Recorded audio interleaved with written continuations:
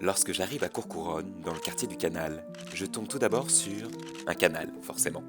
Puis, je tombe sur un joli rond-point. Des maisons à briques, à l'anglaise. Il y a des voies de bus, beaucoup de voies de bus. Et un hôpital bien coloré.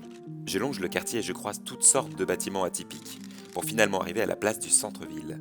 Et c'est sur cette place que je rencontre Antonietta. Elle a 53 ans, 2 filles, et elle vit à Évry-Courcouronnes depuis 25 ans. Précisément ici. Elle aime préparer des plats italiens et surtout regarder des films à la télé, dont son favori, La vie est belle.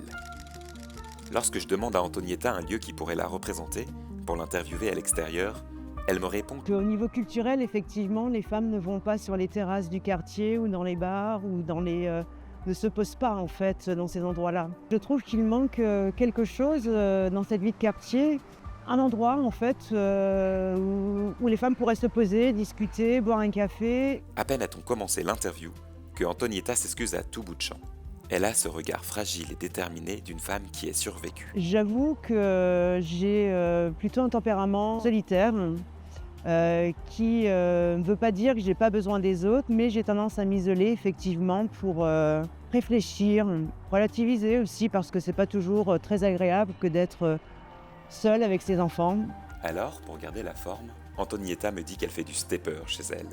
Et là, je ne sais pas pourquoi, mais j'ai cette image d'Antonietta faisant du surplace sur sa machine. J'ai quelque chose qui dans ma vie m'a un petit peu suivie, enfin je sais pas quel est le terme, mais effectivement j'ai eu ma meilleure amie, j'ai eu d'autres connaissances en fait qui ont frôlé le féminicide.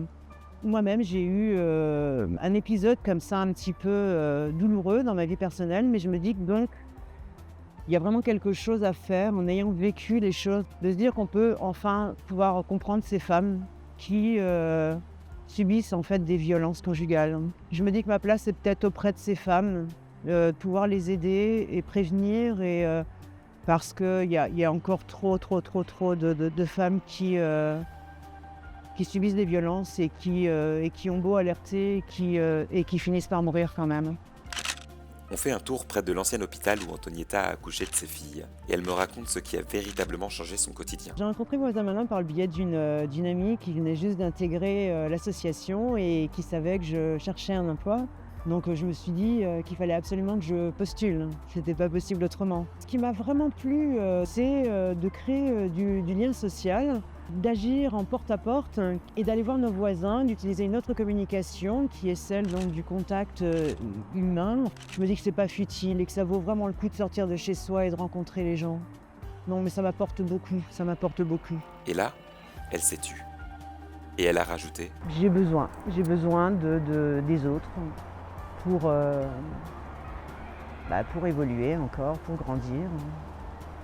J'ai beau avoir 53 ans, je crois que les gens, j'aurai toujours besoin des gens pour avancer en fait dans la vie. Et je suis en train de bousculer un peu les choses et de me dire qu'il est temps que je pense un peu plus à moi, que je m'épanouisse professionnellement et dans la vie de tous les jours en fait.